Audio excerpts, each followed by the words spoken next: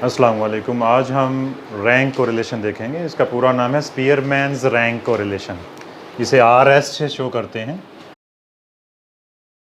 ये कोरिलेशन ही है, कोरिलेशन की ही टाइप है, ठीक है। ये स्पीयरमैन का है, दो किस्में थी ना, उसकी दो टाइप्स थी, तो ये स्पीयरमैन्स रैंक कोरिलेशन है। सबसे पहले फिर कोरिलेशन ख़त्म हो जाना, लेकिन इसी चैप्टर में रिग्रेशन एनालिसिस है, उस पर बात करेंगे हम, ठीक है।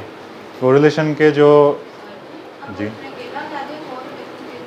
जी अगर उसने कह दिया पेपर में कि फाइंड दी कोरिलेशन, तो पियर्सन प्रोडक्ट मोमेंट निकालना होता है। अगर उसने शर्त आयद की कि फाइंड दी स्पीयरमैन्स, तो फिर स्पीयरमैन्स निकालना है, चाहे वो स्पीयरमैन्स कहे, चाहे वो रैंक कोरिलेशन कहे, चाहे वो RS से शो करे, तो फिर ये कोरिलेशन निकालना है। अदरवाइज़ पियर्सन ही निकालना होता है। आमतौर पे MSc साइकोलॉजी के स्टूडेंट्स का जो स्टैट का पेपर होता है, उसमें ये दोनों आ जाते हैं। RP पियर्सन भी मेंशन होता है और स्पीयरमैन भी। मैं दोबारा से ये चीज़ दोहरा दूंगा, अगर आपके पेपर में क्वेश्चन आए फाइंड दी कोरिलेशन, तो इसका मतलब उसने बाउंड नहीं किया, उसने रैंक का तो नाम ही नहीं लिया, उसने स्पीयरमैन का नाम ही नहीं लिया, तो अंडरस्टूड है कि आपने पियर्सन प्रोडक्ट मोमेंट निकालना है। Got it. अब इसका फार्मूला देखते हैं। इसे RS से शो करते हैं, 1 - 6 summation d² over n into n² - 1। अब एक सिंपल सा कोई क्वेश्चन करके देखते हैं। यहाँ पे मैं डाटा लिखूँगा, x वैल्यूज़ हैं हमारे पास और y वैल्यूज़ हैं। कोई भी क्वेश्चन पेपर में आ सकता है, पॉइंट में भी हो सकती हैं वैल्यूज़, ठीक है। अब यहाँ पे वैल्यूज़ लेते हैं, कोई वैल्यूज़ लिखवाएं। 31, जी बोलें, हीरा बोलें। ये तो हम सीख रहे हैं ना स्पीयरमैन्स रैंक कोरिलेशन। पेपर में कोई डाटा तो दिया होगा हमें, तो ये एक डाटा लेंगे, उसका फिर ये क्वेश्चन सॉल्व करके देखेंगे। Got it.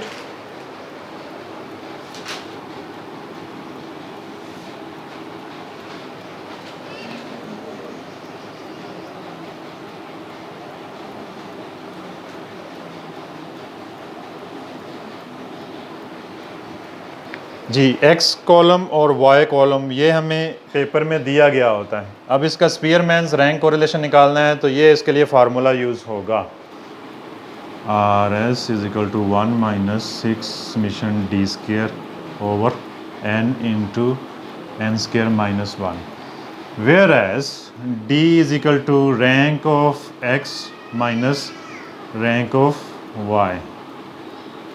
ठीक हो गया। अब d है ना, इसमें d डेविएशन को शो करता है, रैंक ऑफ x को माइनस करेंगे रैंक ऑफ y से। सबसे पहले रैंक ऑफ x और रैंक ऑफ y ये क्या होता है बनाएंगे, रैंकिंग करेंगे हम। रैंक ऑफ x, सबसे पहले रैंक ऑफ x बनेगा, ये फार्मूला था, इस फार्मूला में d आया था, तो d को एक्सप्लेन किया है कि d कैसे निकलेगा, ठीक है।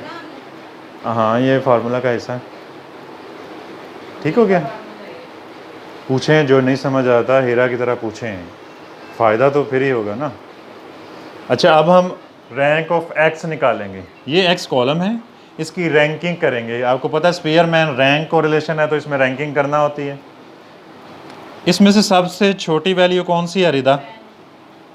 12 के सामने 1 रैंक हो जाएगा। उसके बाद 14 है, 14 के सामने रैंक 2 हो जाएगा। उससे बड़ी वैल्यू कौन सी है? इसको 3 रैंक मिल गया। उसके बाद कौन सी वैल्यू है? इसको 4 रैंक मिल गया, इसको 5 रैंक मिल गया। ठीक हो गया। अब रैंक ऑफ y बनाने में मेरी मदद करें, देखते हैं आपको समझ आई है या नहीं। जी, रैंक ऑफ y, ये एक y कॉलम है, इसमें से सबसे छोटी वैल्यू कौन सी है? 29 को रैंक 1 मिल गया। उससे बड़ी वैल्यू कौन सी है? 41 को रैंक 2 मिल गया। उससे बड़ी वैल्यू कौन सी है? 49 को 3 रैंक मिल गया। उससे बड़ी वैल्यू? इसे रैंक 4 मिल गया 59 को। उसके बाद लास्ट वैल्यू जो सबसे बढ़िया 63 है, इसे रैंक 5। ठीक हो गया। अब हमने ये फार्मूला में सीखा था कि d निकालेंगे, whereas d = rank of x minus rank of y। जी ये हमें गिनती आती होगी तो हमें पता चल जाएगा। सबसे छोटी वैल्यू हमने खुद ढूंढनी है, ठीक है। इसका मतलब तरीका है कि हमें X हाँ, की वैल्यू बड़ी और Y की छोटी। नहीं नहीं नहीं नहीं नहीं, ये वैल्यू कहीं भी मिलेगी, हमने छोटी से बड़ी की तरफ रैंक करने हैं। बहुत अच्छा क्वेश्चन है, बात क्लियर हो रही। यहाँ पे लिखा हुआ ऐसे लग रहा है जैसे ये बड़ी ये छोटी, ये बाई चांस हुआ, ठीक है।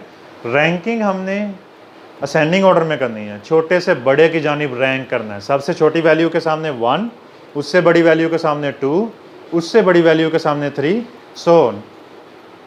Got it? कोई क्वेश्चन है तो पूछें, आपको जो नहीं समझ आ रहा पूछें, मैं दोबारा एक्सप्लेन करता हूँ। यहाँ पे देखें, हमें ये डाटा दे दिया गया था एक्स और वाई कॉलम। हमारा फार्मूला जो है इसमें 1 भी यूज़ हो रहा है, 6 भी यूज़ हो रहा है और डी स्केयर भी यूज़ हो रहा है। और डी से मुराद है डेविएशंस, डेविएशन से मुराद है rank of X minus rank of Y, ठीक है। यहाँ तक क्लियर हुआ।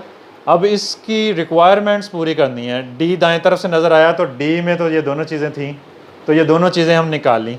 रैंक ऑफ एक्स कैसे निकला? एक्स कॉलम में हमने सबसे छोटी के सामने 1 लिख दिया, उससे बड़ी के सामने 2 लिख दिया, उससे बड़ी के सामने 3 लिख दिया, उससे बड़ी के सामने 4 लिख दिया और देन 5। रैंक ऑफ वाई भी इसी तरह बना, सबसे छोटी के सामने हमने 1 लिखा, उससे बड़ी के सामने हमने 2 लिखा, उससे बड़ी के सामने हमने 3 लिखा, ऐसे ही 4 और 5 लिखा। यहाँ तक क्लियर हुआ। अब हमारी बारी है डी निकालने की। D is equal to rank of X minus rank of Y. जी, डी निकालने में मेरी मदद करें। रैंक ऑफ एक्स है, रैंक ऑफ वाई है, इसमें से इसको माइनस करना है। 4 से 2 निकाला, 4 माइनस 2, 2 आ गया। 5 minus 5, 0। 1 minus 4, minus 3। 2 minus 3, minus 1। 3 minus 1, 2।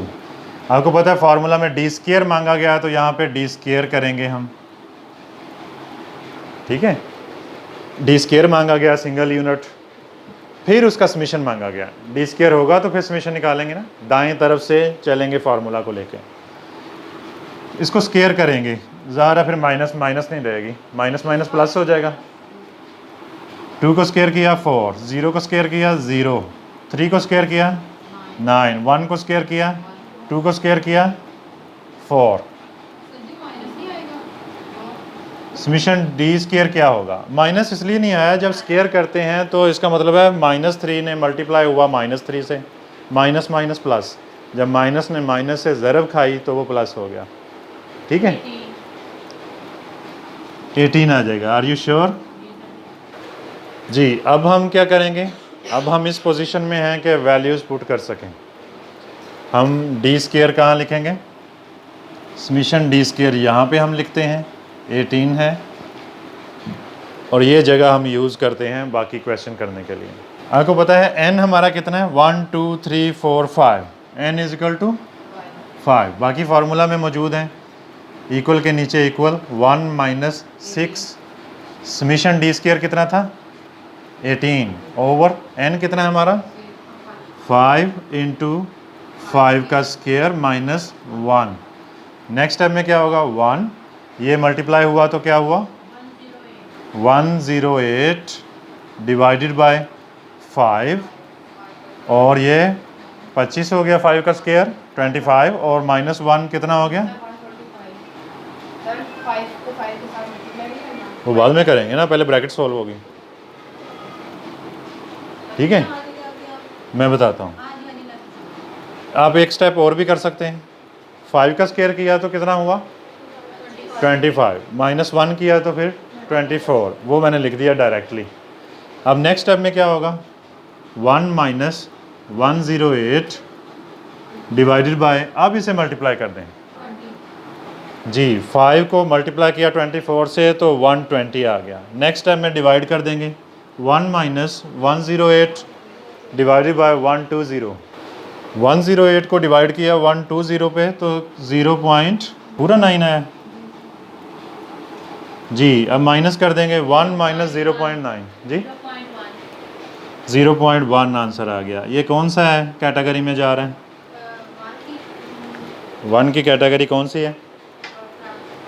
No, point 0.1 सबसे छोटा है। मॉडरेट तो दरमियाना होता है, माइल्ड है, ठीक है। मिनिमम कोरिलेशन या माइल्ड कोरिलेशन या माइल्डली पॉजिटिव कोरिलेशन या पॉजिटिवली माइल्ड कोरिलेशन, ठीक हो गया।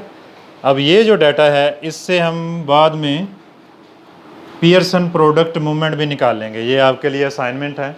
इसी डाटा से आपने पियर्सन प्रोडक्ट मूवमेंट निकालना है, देखना है कि दोनों के आंसर सेम आते हैं या नहीं, ठीक हो गया। इसी फार्मूला तो वही होगा। ये जो डाटा है ना, सॉरी फार्मूला तो पियर्सन का यूज़ होगा, मैंने गलत बोल दिया, ठीक है। ये जो डाटा है इससे पियर्सन प्रोडक्ट मूवमेंट निकालना है आपने, ये आपकी असाइनमेंट होगी। सही, दोनों की जवाब सेम आएंगे फिर। हाँ सेम आएंगे। कोई क्वेश्चन है तो पूछ लें। क्लियर हुआ? That's it.